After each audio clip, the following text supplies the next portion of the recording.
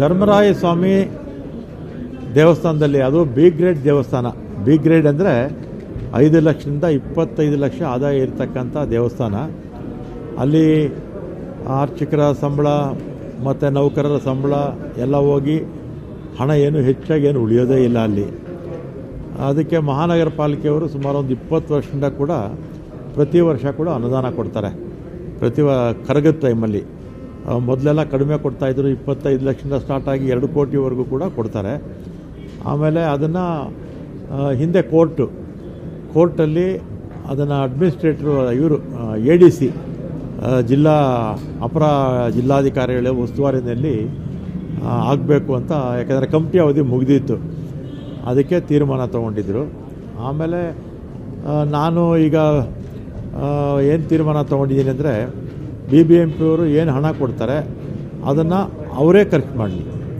ಈಗ ಉದಾಹರಣೆಗೆ ಮೊನ್ನೆ ದೊಡ್ಡ ಗಣಪತಿ ದೇವಸ್ಥಾನದಲ್ಲಿ ಕಳ್ಳೆಕಾಯಿ ಪರೀಕ್ಷೆಗೆ BBMP ಅವರು ಸಾಕಷ್ಟು ಅನುದಾನ ಕೊಟ್ಟಿದ್ದರು. ಅದು BBMP ಅವರೇ ಟೆಂಡರ್ ಕರೆದು ಅವರೇ ಬಿಲ್ಲು ಕೊಡೋ ಕೆಲಸ ಮಾಡ್ಕೊಳ್ತಾರೆ.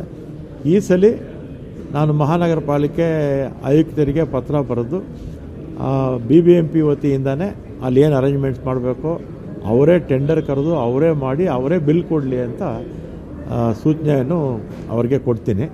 ಮತ್ತು A ಗ್ರೇಡು B ಗ್ರೇಡ್ ಟೆಂಪಲ್ಸಲ್ಲಿ ಈ ಹುಂಡಿ ಹಣ ಎಣಿಕೆ ಮಾಡುವಂಥ ಸಂದರ್ಭದಲ್ಲಿ ಕಡ್ಡಾಯವಾಗಿ 4-5 ಜನ ವ್ಯವಸ್ಥಾಪನಾ ಸಮಿತಿ ಸದಸ್ಯರು ಇರಬೇಕು, ಅಧ್ಯಕ್ಷರು ಇರಬೇಕು, ಮತ್ತು CC ಕ್ಯಾಮ್ರಾ ಇರಬೇಕು ಅಂತ ಕಡ್ಡಾಯ ಇರುತ್ತೆ.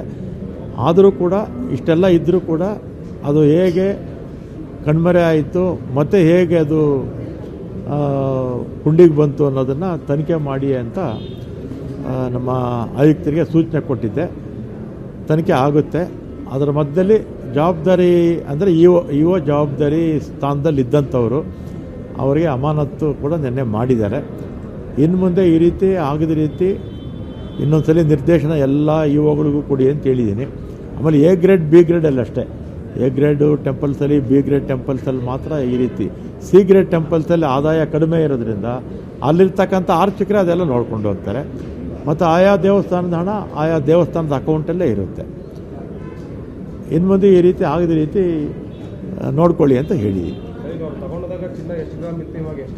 ಅದು ನಾನು ನಮ್ಮ ಕಮಿಷನರ್ ರಿಪೋರ್ಟ್ ಪ್ರಕಾರ 120 ಚಿಲ್ಲರೆ ಗ್ರಾಮ್ ಇತ್ತು. ಆಮೇಲೆ ಅದೇನೋ ಕಡಿಮೆ ಮಾಡಿ ಇದೆಲ್ಲ ಬಂದಮೇಲೆ 169 ಬರೀ 69 ಗ್ರಾಮ್ ಇದೆ ಅಂತ ಹೇಳಿದ್ದಾರೆ. ತನಿಖೆ ಮಾಡಿ ಅಂತ ಹೇಳಿದ್ದೀನಿ.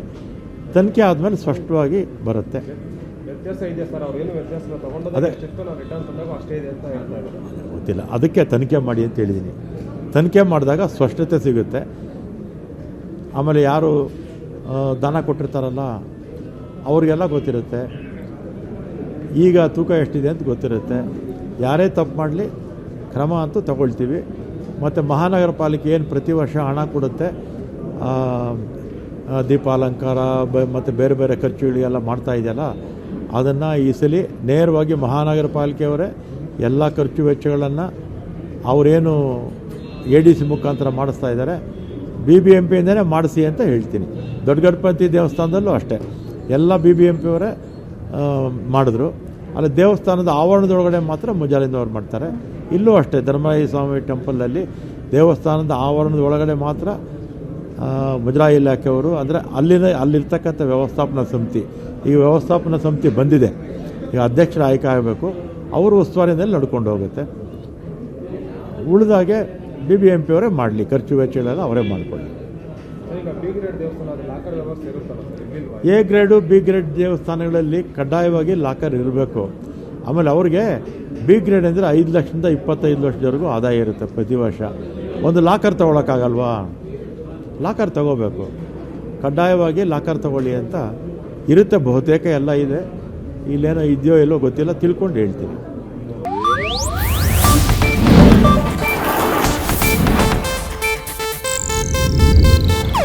ಇದು ಏಷ್ಯಾನೆಟ್ ನ್ಯೂಸ್ ನೆಟ್ವರ್ಕ್ ಪ್ರಸ್ತುತಿ.